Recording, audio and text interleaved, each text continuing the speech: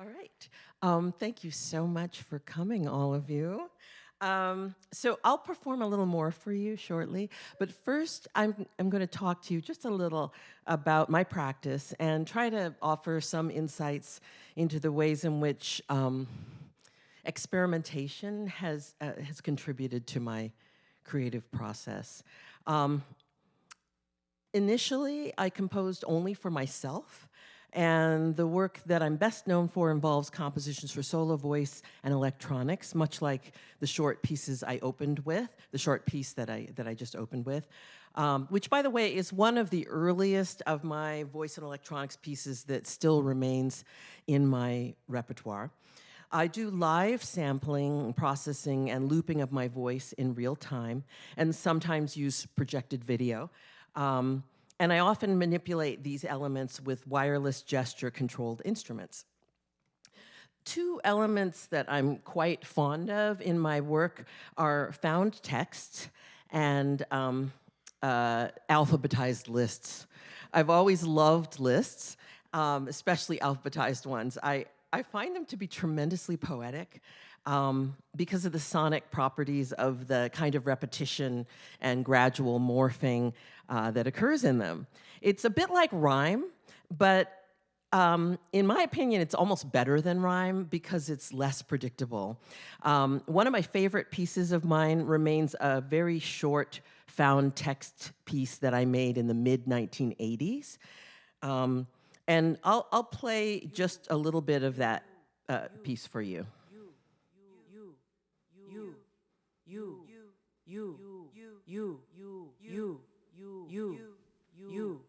You stand out. You started laughing. You started me dreaming. You started something. You started something. You stayed away too long. You stayed on my mind. You stepped into my life. You stepped out of a dream. You stepped out of a dream. You stepped out of a dream. You still get to me. And now I'm just going to actually got it. reveal what the source still of this move found me. text is. You still want me. You stole my heart. You stopped loving me. You sure got this old redneck feeling blue. You sure know how to party. You sure know how to use the things you use. You sure love to ball. You sure make cheating seem easy. You sure tell it like it is, George Jones. You take a little bit of it home. You take me for granted. You take me to heaven. You take me up. You take my breath away. You take my breath away.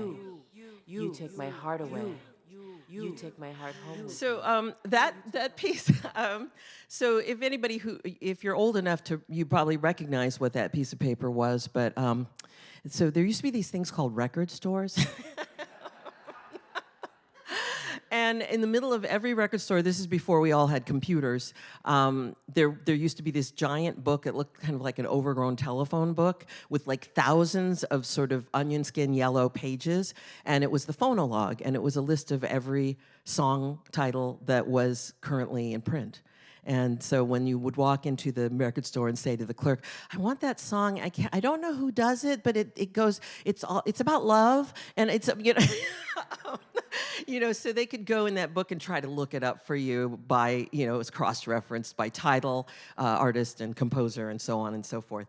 When I worked at Tower Records back in the '80s, one of my duties was to update the phonologue, and so I used to actually have to take the pages out. They would send in the mail every week a little envelope that was full of all the new pages and instructions that said, please remove page 1024 and replace it with pages 1024A and 1024B. And you would go through and take them out of the binder and put the new pages in. And so I was doing that, I took out a page and I started reading it. I was like, oh, this is a piece. So that's where Pop Titles You came from. When that piece also includes another element that is a staple of my work, out-of-phase loops. When I first started doing works for voice and electronics, I was using separate hardware devices, including a stack of 19-inch wide digital delay units, outboard multi-effects processors, and a rack-mountable sampler, all mounted in a portable but very heavy 6-space rack with a big old Mackie mixer board sitting on top. And everything was packed together and patched together in the back with like a rat's nest of spaghetti spilling out of the back of the rack. I started with just one digital delay when I first started doing these works for voice and electronics, and then I just started adding delays. Every time you wanted a new effect, you had to just go to the music store and buy another box. And so when I had two of them, I decided that I wanted to make something where I had both of the two delays in sync with each other. And so, as you know, like they're called, or as you may or may not know, they're called digital delays because the recording that it makes when it samples you is a digital recording. But in those old hardware delays, all of the controls and everything on them were analog. And so there was no MIDI yet, so you couldn't like slave one of them to the other and get a clock. So I sat there for hours trying to get two delays to be in the same time together. And I would turn that little knob a tiny bit, and then it was, you know, for the time. And then I would start singing, and I was like, it was kind of together, and then slowly it would start to drift apart. And I just must have sat there for an hour trying to do that until I started listening, and I was like, oh my God, that is beautiful, when I heard the loops drifting apart from each other. And I was so ignorant. I thought I had invented the thing. I had no idea that 20 years earlier, Steve Reich had done this with tape loops. And so I fell in love with the sound of loops moving in and out of phase with each other. And to this day, almost all of my works include some out of phase loops. And but now, of course, with I'm now doing all of it in the computer, and so now everything is digital, and so the loops are completely accurate. And so now, if I want out of phase loops, I have to deliberately set them up. So if I put two things at 1,000 milliseconds, they're going to be 1,000 milliseconds forever. You could go out and have a bite to eat and come back, and it's still 1,000 milliseconds, exactly. So I'm using a Max Patch. This is a software that I use for doing the processing on my voice now. And I have all the delays that I used to have in my rack stacked up in the delay patch, and I've even named them after the delays that I had. So there's a Digi for the Digitech, and there's a Lexi for the Lexicon. So those are still in my patch today. That's what my patch actually looks like today. But now when I want out-of-phase loops, I have to deliberately go in and put slightly different times in all of the delay lines to get that to happen.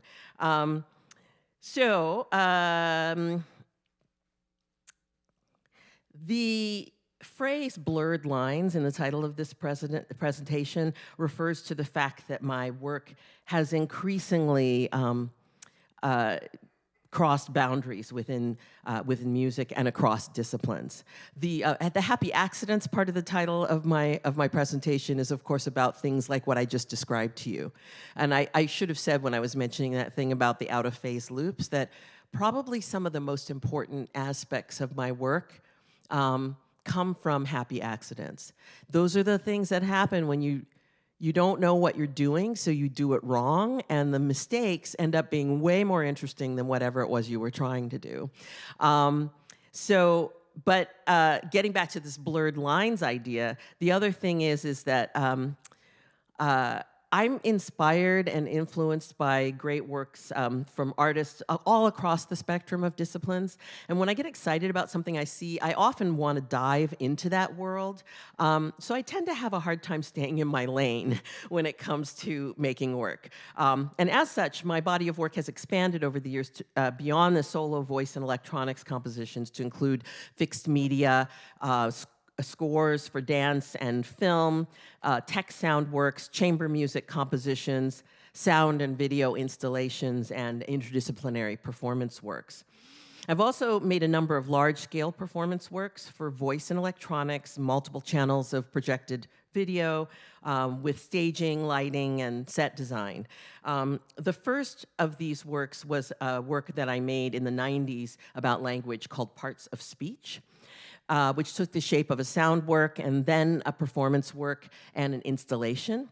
And then I made one called Gaijin in 2001 about the concept of being a foreigner in the place where you live. And that piece involved myself and 3 Buto dancers, Shinichi Yovakoga, Kenji Hayashi, and Lee Evans. And then there have been several others since then. But the most recent is a piece called Simultaneous, which I premiered at MoMA in New York during my studio residency there last summer.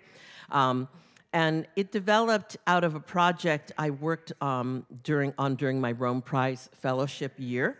And it involved a 21-channel sound installation in MoMA's Kravis Gallery.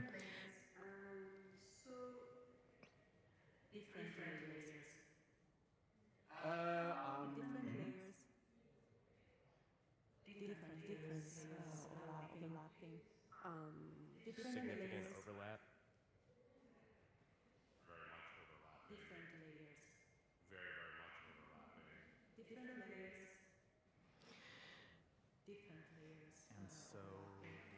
And on 4 different occasions at the end of my residency, I activated the installation with a live performance for my voice and electronics, a chamber ensemble, and 4 channels of projected video. Same time and the same moment. A lot of things at the same time and the same moment. Sort of the same. A lot of things at the same time and The same moment. language? More or less at the same time, question the same things. We are facing the same problems in the same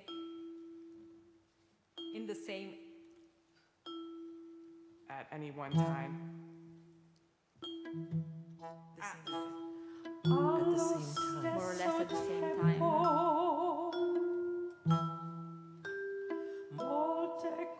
lot of things at the same time and the same moment. At the same time.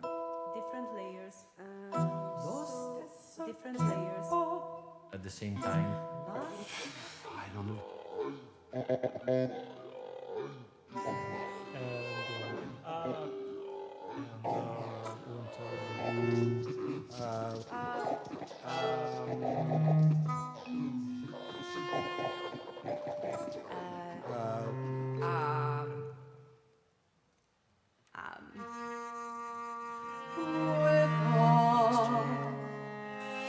With all of them, with all. So back in 2007, I was commissioned to make a video and sound installation for a new media gallery called Recombinant Media Labs in San Francisco. It was in an immersive setup in a room that was 24 by 36 feet with 10 frame lock channels of video projected on 12-foot wide HD screens mounted edge to edge, 3 screens on the sides and 2 on each end of the room, and 16 channels of surround audio. I wanted to make something that was site-specific to that room, so I created a piece called Sonic Gestures, using video of gestures associated with sound. It was an 18-minute loop with 4 sections, including one with extremely time-stretched hand claps, and another with long gestures, sometimes resulting in a 36-foot-long arm reaching across 3 screens. And then there was this fragmented chattery section featuring my 2007 not very smart phone. And then, for some reason, I made this crazy section called the long URL. http://www.due-to-high-call volume_extremely long ampersand dash caret dash stick equals you might want to write this down, comma, all one word, plus sideways frowny face, colon, open parentheses. Unknown character, comma, triple forte, @ symbol, caret, greater than, memory, dash access, m dash, exception, 91, system failure, invalid name, invalid characters waiting for, underscore, remote debugger connection. And of course, that text that you're hearing was whipping more and more rapidly around the heads of the viewers through the gallery's surround speaker system.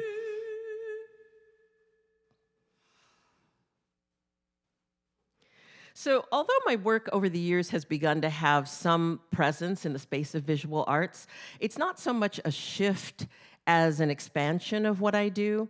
But through all of this broadening, sound tends to remain at the center of my work, and the human voice and speech sounds are central to that. So I think a more fitting way to finish sharing my work with you is just to do a little more performance. So I'm going to perform some more pieces for you.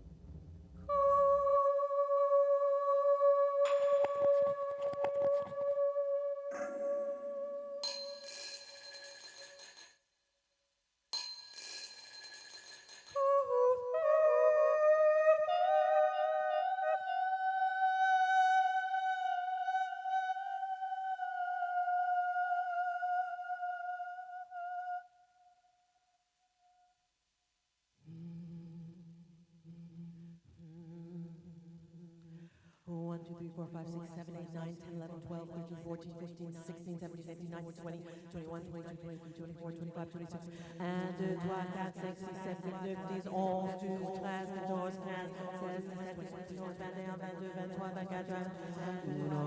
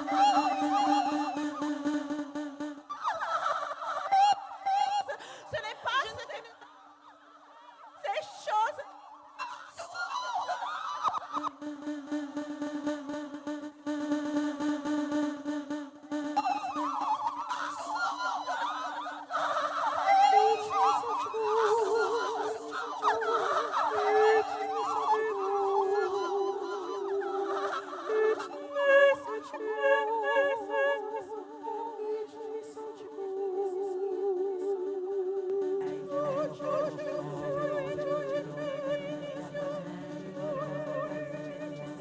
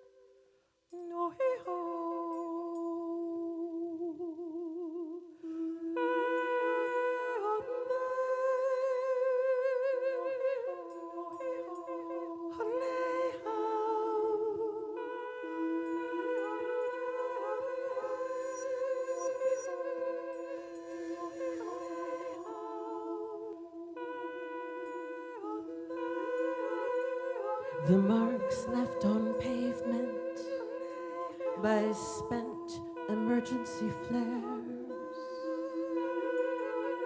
are like injured stick figures, like spilled wooden matches, like broken swastikas or doves' footprints.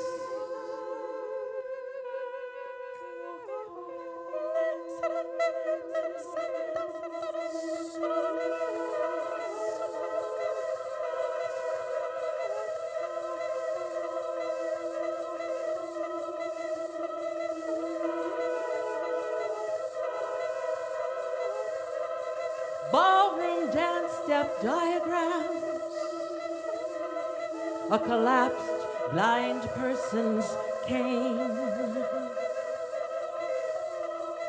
clippings from a giant's haircut, a pile of pickup sticks. Nay, nay, nay, nay, nay, nay, nay, ga, ga, ga, ga, ga, ga, ga, ga, ga,